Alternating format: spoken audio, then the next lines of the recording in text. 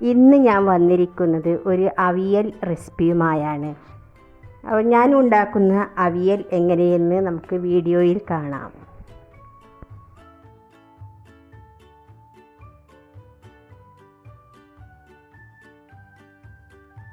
ഞാൻ എടുത്തിരിക്കുന്ന പച്ചക്കറികൾ ക്യാരറ്റ് ഉണ്ട്, പിന്നെ ചേന ഉണ്ട്, കുമ്പളങ്ങ, പയർ, പച്ചക്കായ, ബീൻസ്, മുരിങ്ങാക്കായ, കോവക്ക എന്നിവയ്ക്കാണ് ഞാൻ എടുത്ത പച്ചക്കറികൾ. അവയ്ക്ക് നീളത്തിൽ അരിഞ്ഞ് വെക്കുക.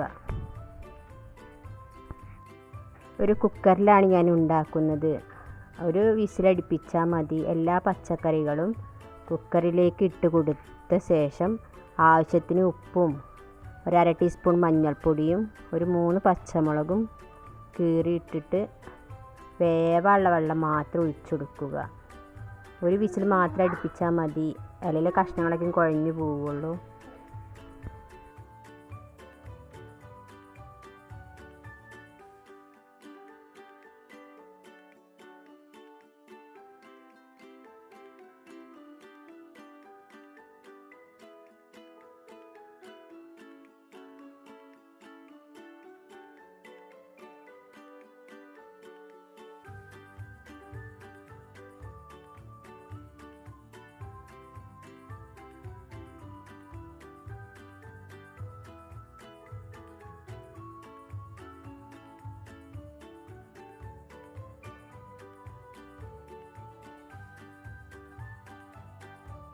വെള്ളമൊഴിച്ച ശേഷം ഒരു തവി കൊണ്ട് നല്ലോണം ഇളക്കി കൊടുക്കുക. ഉപ്പും മഞ്ഞൾപ്പൊടിയും എല്ലാ കഷ്ണത്തുമ്മക്കും എത്താൻ വേണ്ടിയാണ്.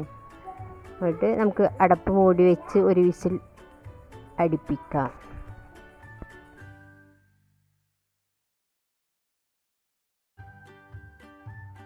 തൊട്ട് നോക്കിയപ്പോൾ അല്പം ഉപ്പിൻ്റെ കുറവുണ്ട്. അപ്പോൾ ലേശം ഉപ്പിട്ട് ഇളക്കി കൊടുത്ത് നമുക്ക് അത് വേവിച്ചെടുക്കാം.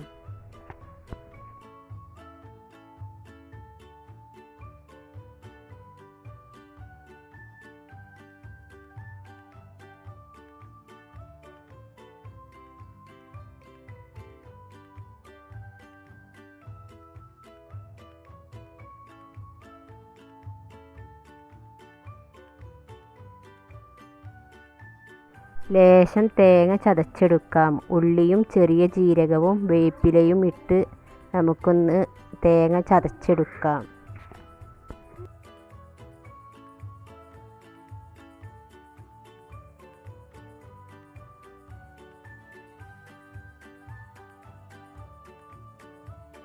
കുക്കർ ആവി പോയ ശേഷം നമുക്കൊന്ന് തുറന്ന് നോക്കാം. നല്ലോണം വെന്ത് വന്നിട്ടുണ്ട്. കഷ്ണങ്ങളൊന്നും ഉടഞ്ഞു പോയിട്ടില്ല. വെള്ളം പാകത്തിനായിട്ടുണ്ട്.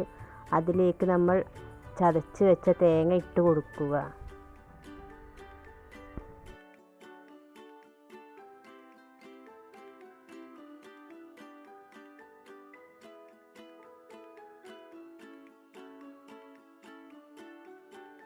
മിക്സാക്കിയ ശേഷം നല്ല പുളിയുള്ള 1/2 ഗ്ലാസ് തൈര് ഒഴിച്ച് കൊടുത്ത് ഒന്നുകൂടി മിക്സാക്കിയ ശേഷം കറിവേപ്പിലയും ഒരു 2 ടീസ്പൂൺ വെളിച്ചെണ്ണയും ഒഴിച്ച് ഒന്ന് മൂടി വെക്കുക.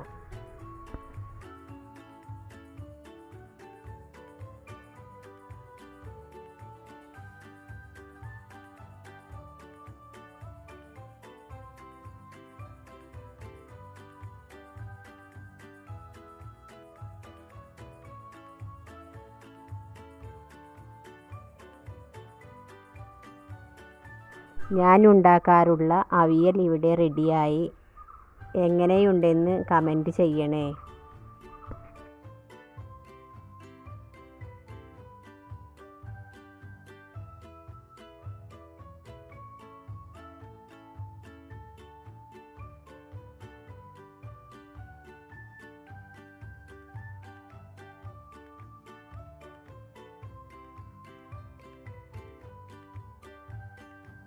അവിയൽ കണ്ടപ്പോൾ മിന്നൂസിന് പൊതിച്ചോറുണ്ടാക്കി കൊടുക്കാൻ പറഞ്ഞു. അപ്പോൾ ഞാൻ മിന്നൂസിനും മിച്ചൂസിനും ലേശം പൊതിച്ചോറുണ്ടാക്കി കൊടുത്തു. കറികളൊന്നും വേറെ ഉണ്ടായിരുന്നില്ല. എന്നാലൊരു കോഴിമുട്ട പൊരിച്ചിട്ട് അവർക്ക് രണ്ടാൾക്കും പൊതിച്ചോറുണ്ടാക്കി കൊടുത്തു.